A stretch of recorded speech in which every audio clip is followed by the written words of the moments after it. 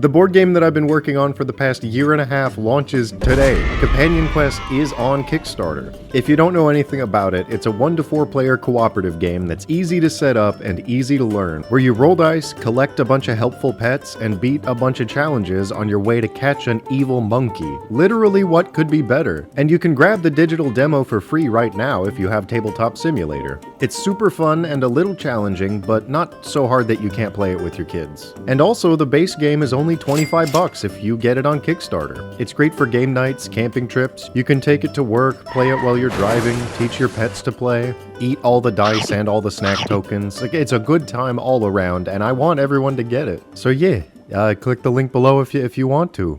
Here's the video. I finally got the new books, and I couldn't get more than 14 pages into the monster manual before my jaw hit the floor. Now, they've made a number of anthropomorphic monsters throughout all the editions, and a year ago I made a video about some of the more blatant ones, but holy shit, these animal lords are the most on-the-nose, over-the-top, catering to the idea of super powerful wolf spirits with their own patronuses that they summon, and also they can speak all languages and see the truth and fly around and shoot laser beams, and they're immortal and they're friends to all animals, but they can kill you if they want and it wouldn't be hard.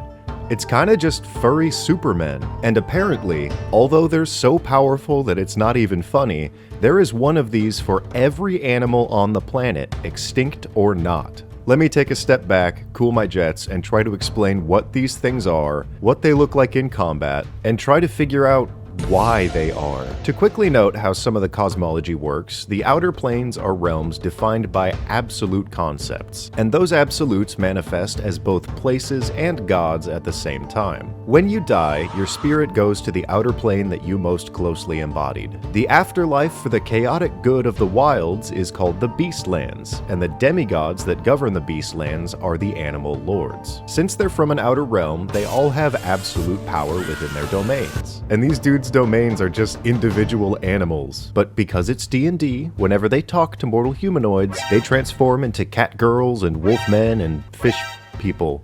Animal lords technically have multiple forms, and they all remind me of awakened Zoans from One Piece. For example, X-Drake is a super powerful T-Rex guy, and since the book notes dinosaurs are not out of the question, I think some of the more powerful beasts better fit the bill for what these creatures are supposed to be. Though it does feel like, with their Superman strength and flying, they shouldn't be forces of good. But going back to Zoan animal forms, let's use a cat as an example. The cat god has the shape of a small black puffball kitten, as well as a JRPG-style cat girl, a fully furry cat girl, and a 13-foot-tall panther with glowing eyes. Honestly, it's really whatever fits the Dungeon Master's interests, I guess, which is good to have options. As I understand it, they mostly just hang out and enjoy the balanced hunts and chases that are constant in their realm. Since the outer planes are all infinite, they do technically have room for an animal lord of every type, and as I understand it, they are all challenge rating 20. So a fight between the elephant lord, the spider lord, the sloth lord, and even the fucking nematode lord would be a perfectly even and explosive battle. Their natures as prey, predator, and some special third thing divide them into 3 subsets, and each of these subsets get unique special abilities. Foragers have a charming aura and a weird hit point boost, hunters terrify and get attack boosts, and sages have a deadly aura and debuff abilities. These are nice little auxiliary variants, but they don't really need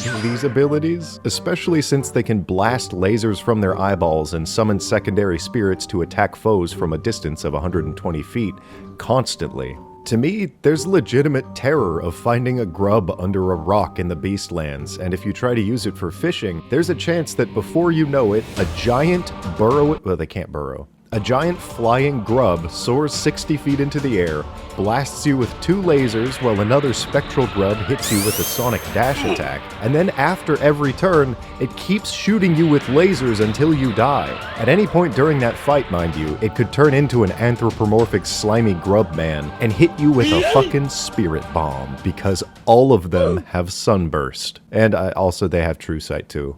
What is this? who asked for this? How do I even use this? Their only major point of activity that the book denotes is sometimes they'll enter the material plane to stop elemental disasters, which they don't really seem equipped to actually do. They have insane stats, they can't die, they can kill easily, and the only way that I could see them actually helping stop these travesties is by stepping on the party's toes and helping them almost immediately kill some evil deforestation corporate guy with overwhelming force. Or I guess maybe they could command all of the same type of an animal to do a Disney style, like 1 million beavers stops the flood, or get 100 elephants to put out a forest fire, which is cute and a fun visual, but someone like Aquaman doesn't need to be challenge rating 20 to accomplish that interesting thing. I can't figure out why these exist, but it makes me really excited to tour the rest of this book, and I'll leave you with that and go back to reading.